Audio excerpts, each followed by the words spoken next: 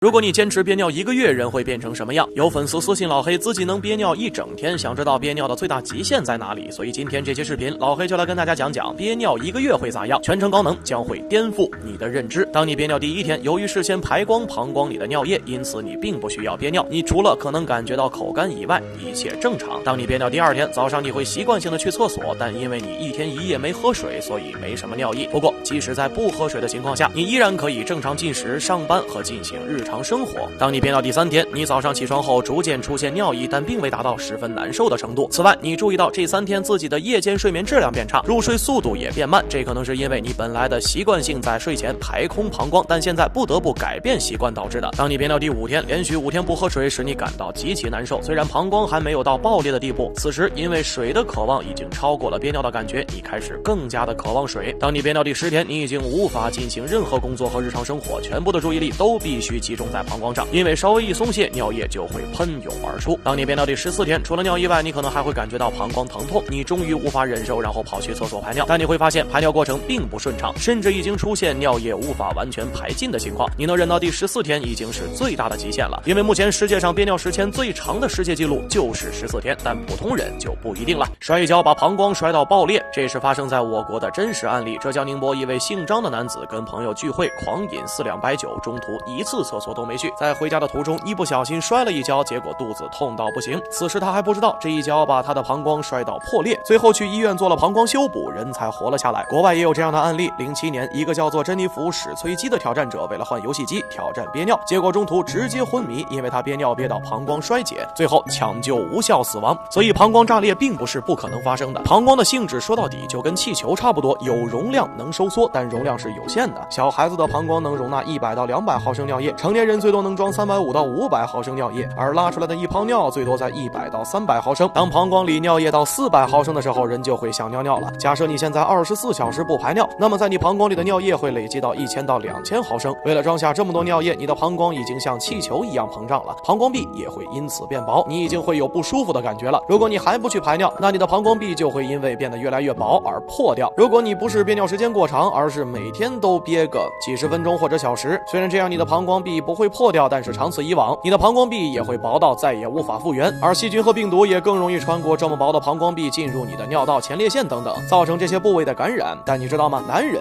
其实有憋尿天赋，会憋尿的男人是因为肾好吗？早就有科学研究表明，男性的膀胱容量是500毫升，而女性只有400毫升。不仅如此，男性的尿道也比女性的要长，男性的16到22厘米，女性的才3到5厘米。当男性想上厕所的时候，站起来抖一抖就感觉能够再憋一段时间，但是女性就不行。这就是为什么在公共场所，女厕所总是排长队，男厕所没人去。但关于前面所说的男性会憋尿是因为肾好，这两者是毫无关系的。肾好不好并不能控制你的膀胱，会憋尿主要跟膀胱容量有关，还跟一个人的膀胱感觉有关。有人膀胱感觉麻木，所以很难产生尿意，当然也跟一个人的意志力有关。有的人就特别能忍，承受能力特别强，所以也特别能憋尿。但也正是因为男性憋尿的更多，所以男性前列腺炎才会那么多。不只是前列腺炎，长期憋尿还会导致尿结石，想必现在很多男性正在忍受结石的痛苦。而女性要是也经常憋尿，则会出现痛经，更多的女生不知道自己为什么痛经。如果你经常憋尿，那痛经也不奇怪，因为女性的膀胱跟生殖器都在盆腔里，膀胱憋尿膨胀，那受苦的就是生殖器官，生殖器官会被紧紧挤压，子宫就会因此受到压迫，甚至还有压到神经的可能。我是老黑，你不知道的小知识都由我来告诉你，欢迎评论、私信轰炸，咱们下期再见。